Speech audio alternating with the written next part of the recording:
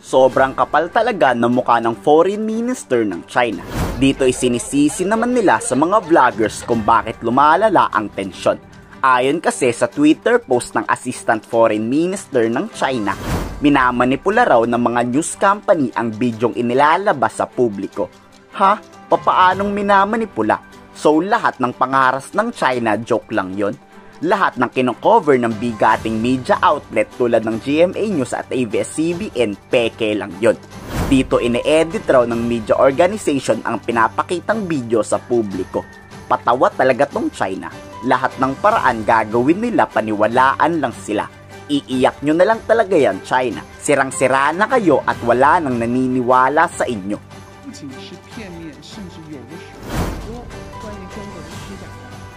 他们这么昧着良心去炮制假新闻抹黑中国，他们难道良心上真能安心吗？他们难道不会受到良心的谴责吗？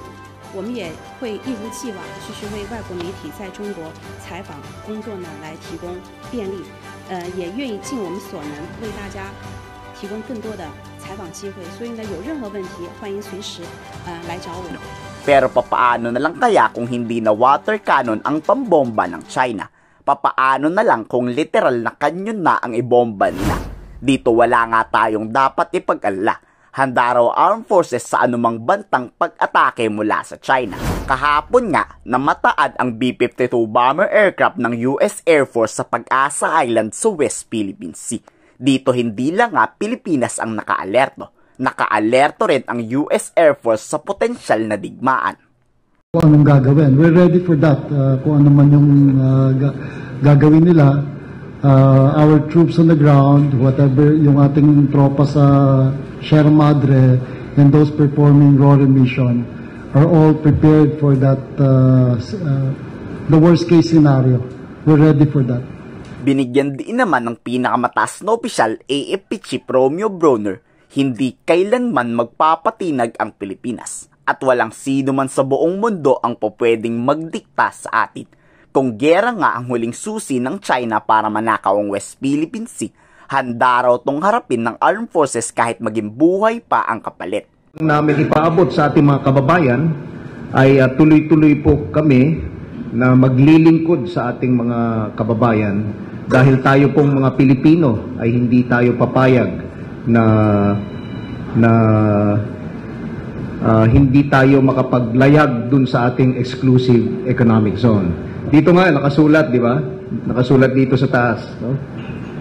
The Philippines will not be deterred. Dito naninindigan rin ang Philippine Coast Guard na kung umabot man sa sukdulan ang pangharas ng China, handa raw nitong ibuwis ang kanikan nilang buhay, maprotektahan lang ang karapatang nararapat para sa Pilipinas. No, the Coast Guard is not acting by itself alone.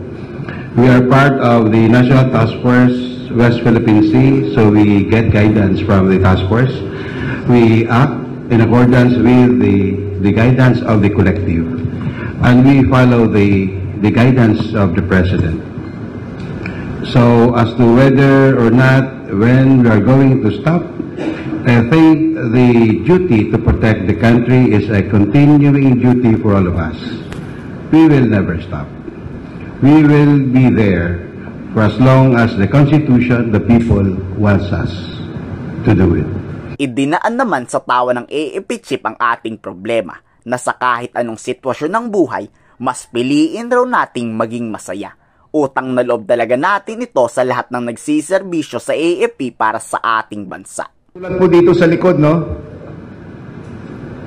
The Philippines will not be deterred, no? We will also not be the second. We will be the first in the West Philippine Sea. Maraming salamat po. Suporta ng mga Pilipino ang kailangan ng Armed Forces of the Philippines. Pero kung dumating ang puntong maubusan tayo ng kasundaluhan, lalaban ba kayo? Ikomento sa baba ang iyong saloobin.